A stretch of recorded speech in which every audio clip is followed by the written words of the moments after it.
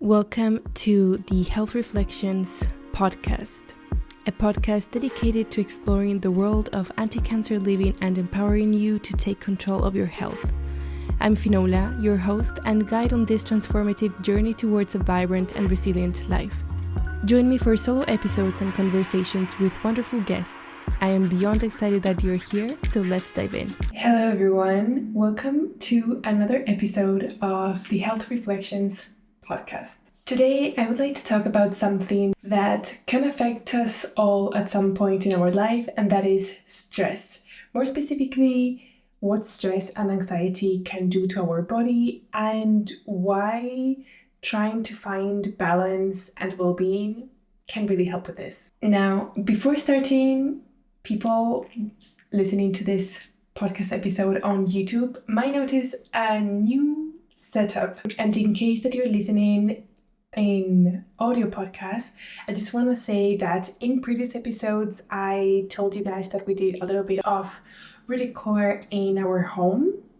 So the setup of the podcast is different, and I am testing different, spots in my home to see how I feel about the different setups. So the one on the sofa was really, really cozy. I really, really liked it. And generally for my podcast, I wanted to feel like we're having a very cozy and, chill conversation, even though sometimes we're talking about very important topics. And I have seen some people doing their podcast in their kitchen. And my kitchen is really small. And I thought maybe this corner right here with my coffee and my tea little shelf behind me would be really cute. So yeah, let me know what you think. Let me know if you like it. You can maybe vote which scenario you prefer, and also feel free to suggest any ideas that you would like me to try. When I finish trying different scenarios in the home, maybe I can create some type of carousel and do a poll, and we can vote to see which one feels better. But yeah, let's see how we feel with today's episode.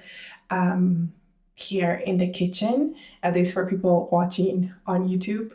People listening on the audio, you might not care. So the reason why I wanted to do this podcast episode is because lately I have been feeling very tired. Like every single time someone asks me how I'm doing, my answer is tired. I don't feel stressed. I do feel motivated.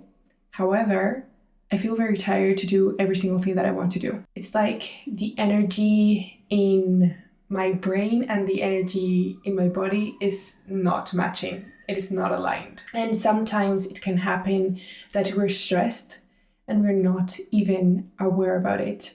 Sometimes it can happen that we're so used to being stressed that it's like completely normal.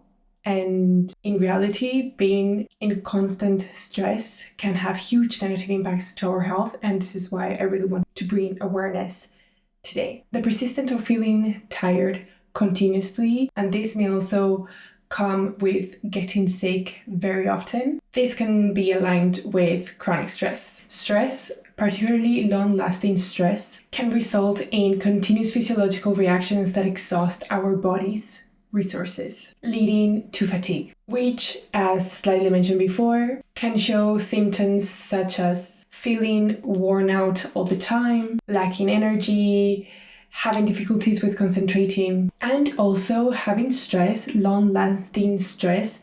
This can weaken our immune system, which of course make us more susceptible to infections like getting colds and just getting sick very often. So because I slightly mentioned it, I think it's going to be the first thing that I mentioned today. One of the things that is highly impacted by long-lasting stress, chronic stress, and all of these things that we're mentioning today is our immune system. In our fast-paced modern society, stress is a very common experience, and this can negatively impact our immune system. This undesirable effect of stress can result, as I just mentioned, in our bodies being more susceptible to infections and diseases. Stress just acts like a party crasher undermining the strength and efficiency of our immune system. It reduces our body's natural defense mechanisms' ability to effectively combat and ward the invasion of harmful pathogens. The next thing that I want to mention, and the order of which I'm mentioning its impacts on our health, is not in any priority. I think it's maybe the way I feel it affects myself. So I think the immune system for me is the first thing that I notice, because as soon as I have prolonged stress, I get sick very, very often. The next thing that I can see whenever I'm stressed is insomnia. So this is what I want to mention now. Insomnia is basically the difficulty of falling asleep or staying asleep. And stress can mess up with our sleep schedule, leading to insomnia. When we're stressed, our body's arousal response is dialed up, which is similar when you turn up the volume of a stereo. As a result of this, our bodies and minds find it harder to relax, unwind, and transition into a state of rest, which is essential for initiating sleep. Having sleep deprivation can have a huge negative impact in our health. I'm not going to discuss all the details in today's episode, because if not, we can be here forever. But when our bodies and our minds don't have time to rejuvenate and recover, this can lead to a decrease in our overall function. We can feel mood swings, a weakened immune system, concentration difficulties, and an increased risk of chronic illnesses. The next thing that I would like to mention in today's episode is depression and anxiety. Long-term stress or chronic stress can lead to serious mental health challenges. And these are conditions like depression and anxiety. This is experienced because when we have stress for a very long time, this has the potential to disrupt the delicate balance of chemicals in our brains. These chemicals, such as serotonin and dopamine, which I'm sure you have heard of before, play an integral role in regulating and managing our mood. And this, again, can lead to other serious issues in our health. It can worsen our sleep, of course. It can affect our appetite. It can reduce our energy levels, and so on. Since I just mentioned the appetite, I want to talk about the digestive issues that can come when we have stress. There are different scenarios regarding digestive issues when we're stressed. Me, for instance, it's like there's a huge hole in my stomach whenever I'm stressed, whenever I'm anxious. I eat non-stop. I am an emotional eater, and I just eat my feelings. I have friends that whenever they're stressed and anxious, their stomach just closes and they cannot eat anything whatsoever. And then I have other friends that whenever they're stressed and anxious, they vomit non-stop. I don't know if you can relate with any of this that I just mentioned, or maybe you have your own symptoms. If you want, you can share. But yes, long-time stress, chronic stress can lead to digestive issues. And these issues can be irritable bowel syndrome and ulcers. The reason why this happens is because stress has the ability to disrupt the gut bacteria. The reason why this happens is because stress has the ability to disrupt the balance of the gut bacteria, which is critical for maintaining a healthy digestive system.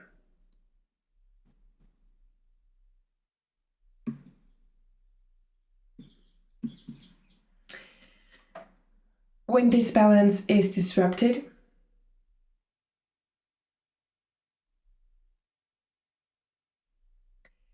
it can cause inflammation in our gastrointestinal tract. And this inflammation can then manifest into other symptoms,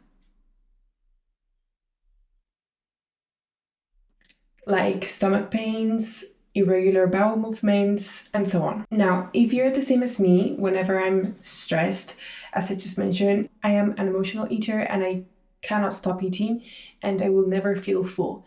Generally, this comes by hand with craving junk food, non-healthy food, lots of sugar, chocolate, things like that. Like generally when I'm feeling like this, the last thing that I want is to grab strawberries or make myself a detox smoothie. What I want is just really junk food. And this is really bad for our bodies, especially in the amounts that we tend to have this when we're having such insane cravings due to our stress and our anxiety. This can result in spikes and crashes in our blood sugar levels, leading to fatigue, irritability, and lack of focus. So even though we think in the moment we're feeling better, at the end, we're making everything worse. And I say we, because this is really my case. Treating my cravings and these eating habits that I have when I'm stressed and full of anxiety is one of the things that I'm currently working on. And that's why I'm practicing lots of mindfulness and trying to adapt the slow living practices into the crazy city life to try and solve this problem. Because really, whenever this happens, when the whole of the stomach stops being there, the pain is huge and I feel so uncomfortable, I'm bloated, and lots of other symptoms that I'm not going to mention in this episode. But yes, this habit is a really bad habit. The next thing that I would like to mention is cardiovascular health. One of the things that can happen when we live in constant stress and chronic stress is serious health issues such as high blood pressure and heart diseases, among other cardiovascular complications. And this is due to the way stress is able to trigger the fight or flight response within our bodies. Even though this primal reaction is very useful in short bursts during emergency situations, forces our heart rate and blood pressure to spike. These sudden increases are harmful when they become a regular occurrence, as they put a significant amount of strain on our blood vessels and heart over extended periods of time. And the last thing that I would like to mention in today's episode is memory problems. Having stress can really impair our memory and our cognitive function, affecting our ability to process information and recall details. And I have really experienced this. Whenever I'm stressed, I have brain fog. And apart from having difficulties into listening what people are saying to me or trying to process the information, I cannot remember things that I do. When I have a week full of different tasks that I have to do, mainly in the lab, and I am under an insane amount of stress, when the week passes, I am not able to tell what I have done. And sometimes I have to write down on the day what I did, just because I know that when that week finishes, I will not be able to remember what I did. And I did so many things. And it has happened to me in several occasions when I am asked, oh, what did you do this week? How much did you progress on your PhD? And I am unable to put it into words. Like, I know I worked so much and I did so many things, but I'm not able to dive into the details. And the reason behind this is because of the negative impact that stress can have in our hippocampus, which is a crucial part of our brain. This part of our brain is the VAP when it comes to memory and learning. So any damage in the hippocampus due to chronic stress can lead to serious consequences to our cognitive abilities. So mentioned all of this, I think it is pretty obvious that taking care of ourselves is extremely important, and having the ability to manage our stress and anxiety levels is crucial. I know that in the perfect world, stress would never happen, anxiety would never happen, but sadly, that is part of life. And it's not like stress and anxiety is never going to happen to you, but the thing that I try to focus is having control over my stress and anxiety rather than letting my stress and anxiety have control over me. So by learning, by baby steps, I try to build the habits into understanding what stress does to me and how I react, or how I let it accumulate until I burst. And this I do by learning and practicing, and also therapy has helped me massively. And this is why I really wanted to mention today finding balance and well-being. Finding balance and well-being can reduce the impact of stress and lead to a healthier life. A balanced lifestyle allows us to manage stress more effectively, preventing it from escalating to chronic stress. By maintaining balance between work and personal life, physical activity and rest, social interaction and solitude, we can create an environment conducive to well-being, incorporating habits like a regular fitness routine, a balanced diet, adequate sleep, and mindfulness practices like meditation and yoga can help manage our stress and anxiety levels. Regular exercises releases endorphins, which are the body's natural mood boosters, and a balanced diet just provides our bodies with the essential nutrients for our bodies to function optimally. Adequate sleep rejuvenates our mind and our body, improving our capacity to cope with stress. And mindfulness practices help us stay present and avoid excessive worrying about the past and the future. Social connections also play a huge role into managing stress. Spending time with our loved ones, sharing our worries, or simply just having a good time with them and having a good laugh, this can really help to reduce our stress levels. A strong support network can provide a sense of belonging, and this can really help us to navigate through life's ups and downs. Another thing is finding joy in our daily activities, whether it's a hobby, spending time in nature, or even exploring a new place. This can greatly enhance our mood and our well-being. These activities provide us a huge break of our daily routine and can really help with us reconnecting with ourselves, bringing a sense of peace and calm. So the message today is not about eliminating stress entirely, but about learning how to manage it correctly. By finding balance and prioritizing your well-being, we can not only reduce the negative impact of stress, but also increase our overall quality of life. So yes, this is what I really wanted to share today, because this is how I'm currently feeling. Again, I don't feel stressed. However, I think I am under stress because of how my body has been reacting lately. I got food poisoning. I got sick with a cold. A lot of people are getting sick with a cold. There's something going around. I have a weak immune system, so of course I got it. And last week I had vertigo, which I have never had in my entire life. So when I get sick so often, and when I have people saying, oh my God, you're always sick, that is like, okay, maybe there's something happening that we need to look into.